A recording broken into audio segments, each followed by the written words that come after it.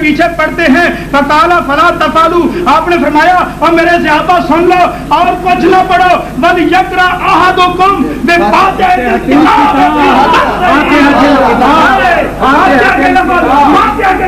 محمد صاحب تم قیامت تک ایسی حدیثیں پیش نہیں کر سکتے کہ مفتی امام کے پیچھے پورا فاتحہ نہ پڑھے۔ دیکھو اس میں لکھا ہے اللہ کے نبی نے اپنے صحابہ سے پوچھا تھا، صحابہ نے کہا آقا انا لنفعل، ہم آپ کے پیچھے پڑھتے ہیں، کیوں پڑھتے ہیں؟ اللہ کے نبی کا بتایا وہ مسئلہ تھا نا، اس لیے آپ نے فرمایا کہ بھائی اور کچھ نہ پڑھو اور سن لو اور کچھ نہ پڑھو، بل یقرأ احدکم بفاتحۃ الکتاب فی نفسہ۔ محمد صاحب اگر ضرورت ہے خدا کے لیے ایک ہی جس میں فاتحہ کے لفظ ہو کہ فاتحہ امام کے پیچھے نہ پڑھو، قرات کی باتیں کرتے ہو، اہل حدیث کے سامنے آئے ہو تو ہوش سے بات کرو کہ میرے ہاتھ میں مسند امام احمد بن حنبل ہے، امام احمد بن حنبل رحمۃ اللہ علیہ کی کتاب جن کے بارے میں تم کہتے تھے کہ وہ اکیلے کے لیے آئی ہے، حدیث لا اکیلے کے لیے آئی ہے، تم کہتے تھے سنو اس امام کی بات کرتے ہو جو امام احمد بن حنبل خود بھی امام کے پیچھے پڑا کرتا تھا، اٹھاؤ ترمذی شریف اس میں لکھا ہے امام احمد بن حنبل رحمۃ اللہ علیہ امام کے پیچھے فاتحہ پڑھا کرتے تھے۔ تم نے ابن تیمیہ کی بات کی، جان چرا سے ابن تیمیہ سے لے کر امام احمد بن حنبل تک سند پیش کر کے بتاؤ کہ ان کا یہ قول صحیح ہے، یہ مسند احمد امام احمد بن حنبل رحمۃ اللہ علیہ کی کتاب ہے۔ امام السنہ فرماتے ہیں حدثنا عبداللہ حدثني ابي حدثنا عبد الله بن الوليد الحضري حدثنا سفيان حدثنا خالد الحذاء عن ابي قلابة عن محمود بن ابي عائشة عن رجل من اصحاب محمد قال قال رسول الله صلى الله عليه وسلم لعلكم تقرؤون والامام يقرأ قالها ثلاثا قالوا انا لنفعل ذاك قال فلا تفعلوا الا ان يقرأ احدكم بفاتحة الكتاب۔ سن لو وہ حضرت انس کی حدیث تھی، ابی ہریرہ کی حدیث پیش کی جواب نہ آیا، حضرت عبادہ کی حدیث پیش کی جواب نہ آیا، اور پھر انس کی حدیث پیش کی جواب نہ آیا۔ یہ حدیث نحمدہ ونصلی ونسلم علی رسولہ الکریم۔ مولانا صاحب نے فرمایا کہ من ادرک الرکعۃ فقد ادرک الصلاۃ، یہاں رکعت کا معنی رکوع کر رہے تھے، ہمیں دھوکہ دینے کے لیے مولانا بخاری شریف پڑھ لیتے تو یہ دھوکہ آپ کو نہ ہوتا۔ یہ بخاری شریف میرے ہاتھ میں ہے، آپ نے بخاری سے پیش کی تھی یہاں سے پیش کی تھی،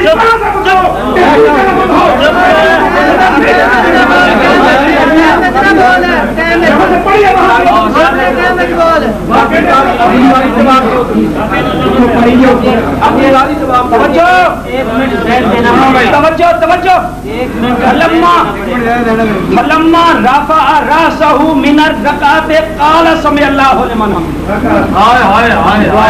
فلما رفع رأسه من الركعة، جب رکوع سے سر اٹھاتے، رکعت کا معنی رکوع ہے، رکعت کا معنی رکوع ہے۔ فلما رفع رأسه من الركعة سمع الله لمن حمده۔ رماؤ کیا تے پینڈا بڑا دور کا سیا اور تیرا توڑے محمدی ضرور کا سیا، تنگ اٹھ گیا چلے تندور کا سیا۔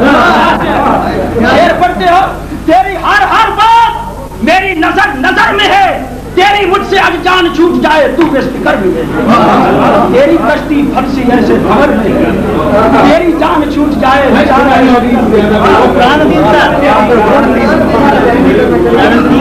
شیر پڑھے میں بنا کے رسیا، یہ بہن بن رہا ہوں۔ یہ دیکھیں اب انہوں نے بخاری کو چھوڑ دیا، مسلم کو چھوڑ دیا ہے۔ میں نے بخاری کی روایت پڑھی تھی، اذا قال الامام غیر المغضوب علیہم الصلاۃ، مولانا نے اس کا کوئی جواب نہیں دیا کہ جب امام غلظوالین پڑھے تو تم نے آمین کہنی ہے۔ اگر مقتدی بھی قرات کرتے ہوتے تو لفظ یہ آتا اذا قلتم، اذا قلتم، لفظ قالا کا مولوی صاحب پہ صرفی پڑھ لیتے، یہ مفرد کا سیکھا ہے بعد مجھے کر رہے۔ اذا قال الامام، اذا قلتم نہیں، معلوم ہوتا ہے کہ غیر المغضوب علیہ والضالین جس صورت میں آتا ہے وہ صورت امام نے پڑھنی ہے، مقتدی نے نہیں پڑھنی۔ میں نے مطالبہ کیا تھا کہ قرآن کی کوئی آیت پیش کرو، کوئی حدیث پیش کرو جس سے یہ ثابت ہو کہ فاتحہ قرآن نہیں ہے، فاتحہ قرات نہیں.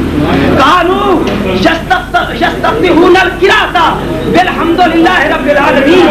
فاتحہ قرات ہے، فاتحہ قرآن ہے، فاتحہ قرآن ہے. وَإِذَا قُرِئَ الْقُرْآنُ عام مسئلہ ہے. وَلَا تَجْهَرْ بِصَلَاتِكَ وَلَا تُخَافِتْ بِهَا وَابْتَغِ بَيْنَ ذَلِكَ سَبِيلًا. یہ قرآن کی آیت ہے. اللہ رب العزت اپنے پیغمبر کو فرماتے ہیں کہ نماز کے اندر میرے حبیب قرآن کو اتنا اونچا نہ پڑھیے کہ کافر سن کر گالیاں دیں. ابن عباس کی تفسیر اٹھا کر دیکھیے، بخاری صفحہ نمبر 686 اٹھا کر دیکھیے. معلوم ہوتا ہے کہ پیغمبر کا کام سنانا ہے اور مقتدیوں کا کام سننا ہے. قرآن سے ثابت ہوتا ہے.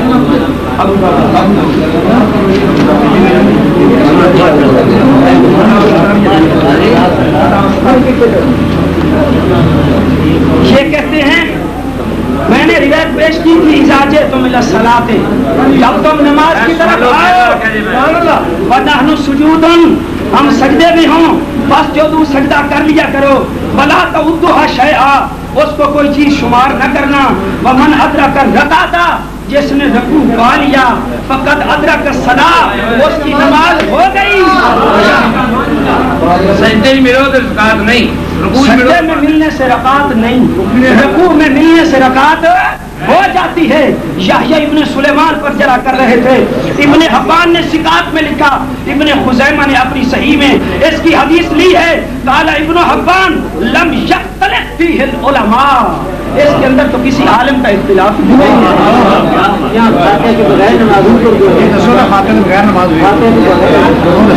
اب یہاں اگر مدرے کے رکوع کی فاتحہ کے بغیر نماز ہو جاتی ہے تو ہماری بھی ہو جاتی ہے. ہم نے لکھا تھا کہ فاتحہ نہ پڑھنے والے کی نماز، امام کے پیچھے فاتحہ نہ پڑھنے والے کی نماز ہو جاتی ہے. حافظ محمد گوندوی صاحب نے بھی یہی لکھا کہ اس کی نماز ہو جاتی ہے. اور ارشاد الحق عصری غیر مقلد یہ لکھتا ہے کہ نماز ہو جاتی ہے. اما بعد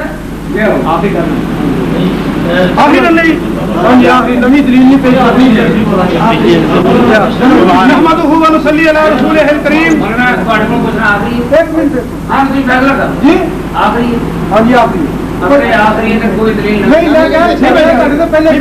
لیکن ٹائم ہوں شروع ہے.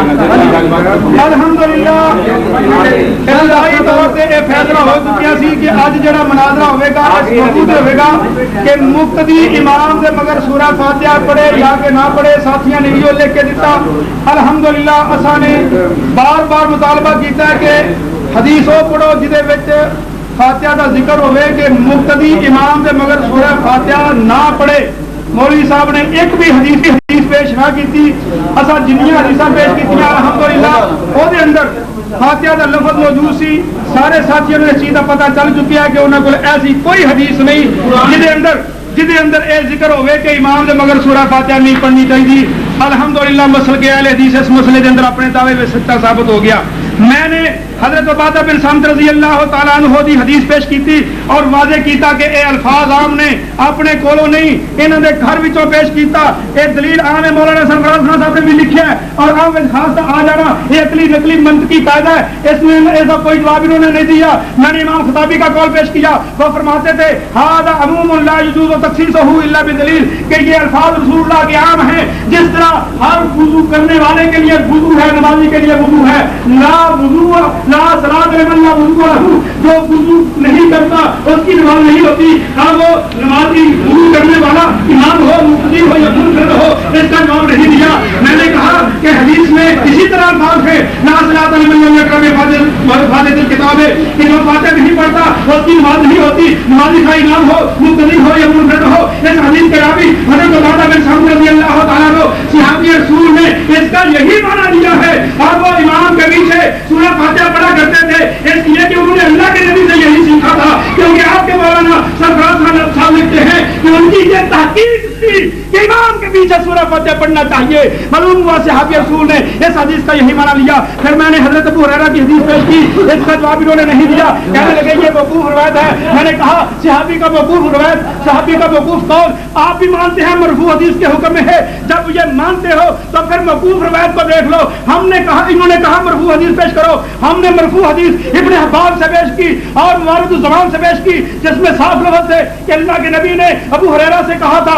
ابو ہریرہ کون ہے؟ اللہ کے نبی کا شاگرد ہے. جب ابو ہریرہ نے پوچھا ان کو خلف الامام, اللہ کے رسول میں امام کے پیچھے وہ پھر کیا کروں, آپ نے فرمایا اقرأ بہذی نفسک کا. ابو ہریرہ کا ہاتھ پکڑ کر اللہ کے نبی نے فرمایا تھا, ابو ہریرہ جب تو امام کے پیچھے ہو تو اپنے دل میں پڑا کر. اس کا جواب نہ دیا. اور اس کے بعد انہوں نے ایک روایت پیش کی احمد بن بہیم کے بارے میں. ہم نے کہا تھا اس کا ترجمہ پیش کرو, ابن اجلان کی روایت پیش کی. ہم نے کہا تھا کہ یہ ختم کر دیا کرتا تھا, کوئی جواب نہ دیا.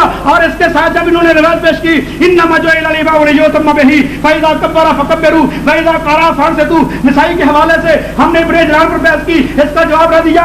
اور پھر اس کا جواب نہ دیا, ٹھہرو, اس کا جواب نہ دیا. ہم نے کہا آج رد کرا مولانا, ہمیں حضرت ابو ہریرہ رضی اللہ تعالیٰ عنہ کی حدیث, ان کی کتاب صحیح امام ابن منبہ کھڑا کر کے فرمایا تھا کہ لوگوں سن لو, صحیح امام ابن منبہ یہ حضرت ابو ہریرہ پیغمبر کے صحابی کی اپنی لکھائی ہوئی کتاب ہے, اس میں وَإِذَا قَرَأَ فَانصِتُوا کے الفاظ نہیں ہے. معلوم ہوتا ہے کہ ابن اجلان نے یہ خط کر دیے ہیں, یہ الفاظ نہیں ہیں. اور پھر تم نے مسلم سے پیش کیا وَإِذَا قَرَأَ فَانصِتُوا, ہم نے کہا اس میں سلیمان تیمی کی زیادتی ہے, اور سلیمان تیمی کی زیادتی مقبول نہیں ہے, کیونکہ تمہارے ہی امام ابو حنیفہ رحمۃ اللہ علیہ نے فرمایا ہے کہ اس مقبول ہر راوی سکا ہی کیوں نہ ہو اس کی زیادتی مقبول نہیں ہوتی.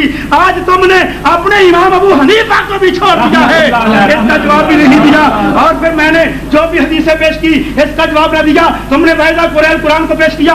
ہم نے کہا کہ اللہ کے نبی کے پیچھے صحابہ باتیں کیا کرتے تھے, اور نبی علیہ الصلوۃ والسلام کے پیچھے کب تک باتیں کرتے رہے, جب تک للہ قانتین آیت نازل نہیں ہوئی. وہ آیت نازل ہوتی ہے تو پھر امام کے پیچھے, اللہ کے نبی کے پیچھے باتیں بند ہوتی ہیں. جب وَإِذَا قُرِئَ القرآن نازل ہوئی ہے, نبی کے پیچھے صحابہ باتیں کر رہے ہیں.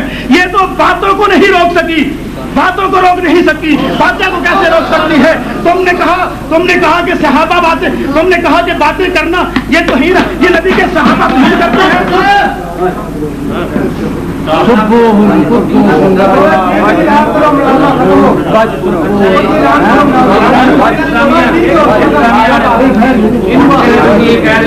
پورا ہو